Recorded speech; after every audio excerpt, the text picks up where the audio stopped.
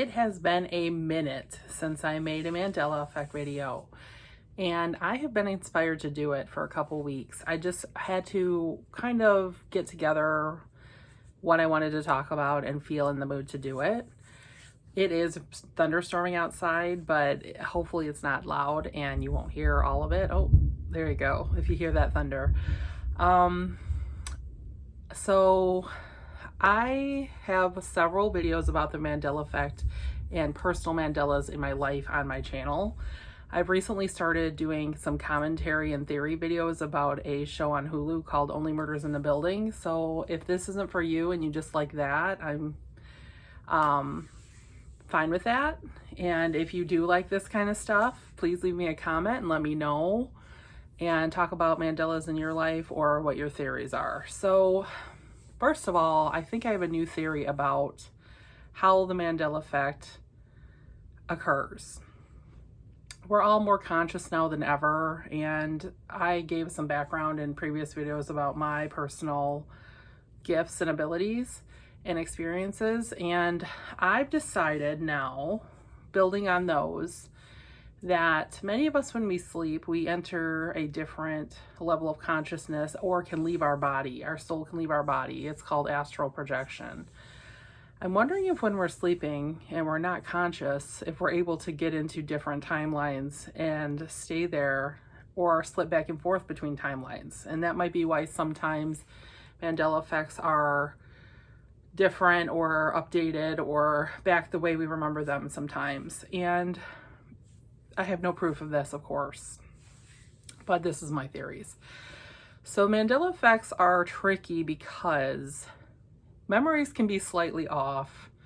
And if you talk about your memories and they're a slightly bit different from someone you know and you talk about them, they say, oh, you're remembering it wrong.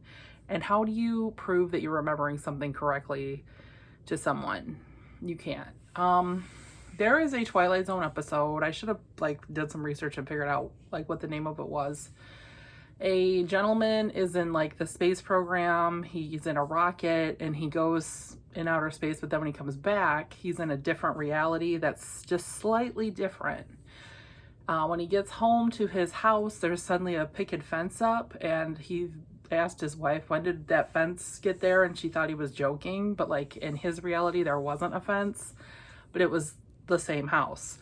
And his wife and his daughter look the same, but his daughter keeps saying that she feels like that's not her dad. There's something slightly off in that reality. And then pretty much to give away the end of the episode, he gets back in the rocket, goes back into space, comes back, and he's back in his reality.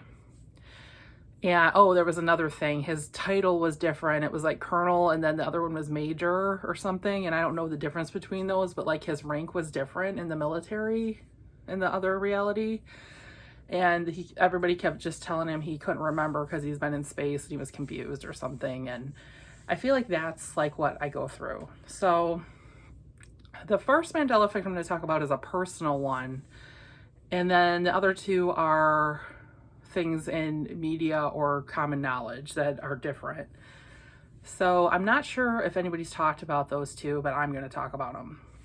For my personal one, it's kind of a short story. My dad grew up with this gentleman his whole childhood and still stayed in touch with him. He recently passed away. And his last name, I always heard him say, was Whitehead. And I even asked, how's Mr. Whitehead doing? Can I have Mr. Whitehead's address for a graduation party I was doing? Because I knew he was close to the family. And my dad was like, no, White Hill. And where would I get that from? And if he's known him his whole life and I've known him my whole life, why would I not know his last name? I asked my brother what he remembered, and he said he couldn't remember what he used to call it or if it was different. So it's one where my dad's like, why would you say that? But for him, it's always White Hill, but for me, it was always Whitehead.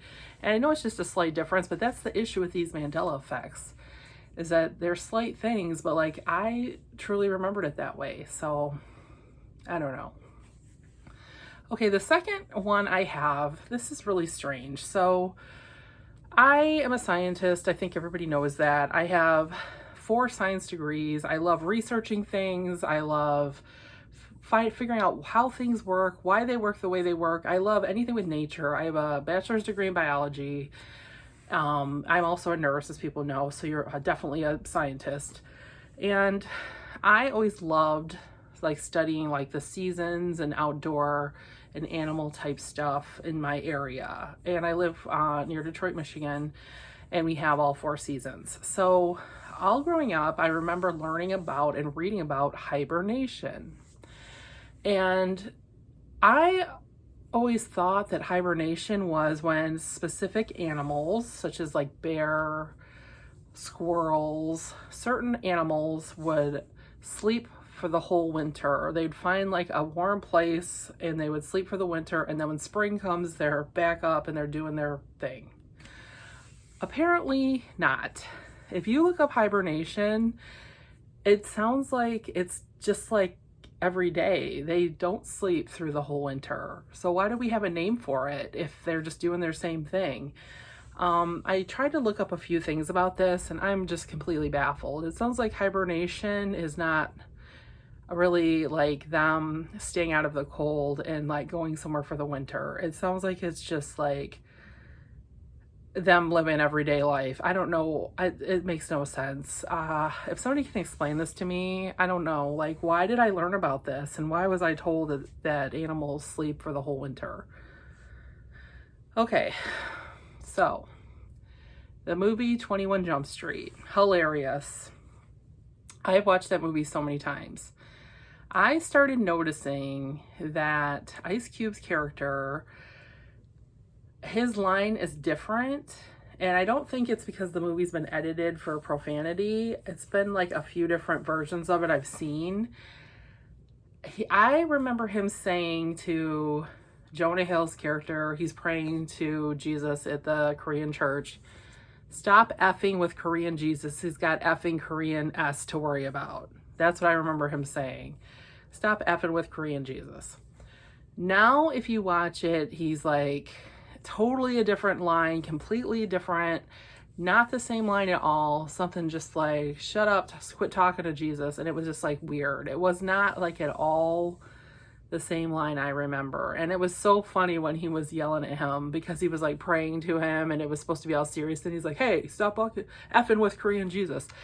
And I don't know when this changed or how this changed, but I want to know if anybody else noticed this, because these movie Mandela effects keep happening. Because I'm really good at, like, if I like a movie, I memorize the funny lines and I say them all the time, just like randomly. And people who watch the movie with me usually know what we're talking about, and they'll say this like different lines, and you'll like just like bring it up if it like has to do with the situation or conversation you're having. So I feel like the line changed so much, it's not even like close to the line that I remember at all. So I just wonder what you guys think about that. The line now, I looked it up on YouTube and it was creepy to me, and I think I didn't like want to memorize it. And I know it was not the same. It was just like, stop talking to him or knock it off, or it wasn't like the same whole phrase that he said. So I know this video is short, but that's all I have for now for Mandelas. And if I think of more, if I get 1 or 2, I will make more videos about it. I just haven't had like a lot of them lately, and I don't know why, but thank you for watching, and always forward these videos to people you think would be interested, and I love your comments. Thank you.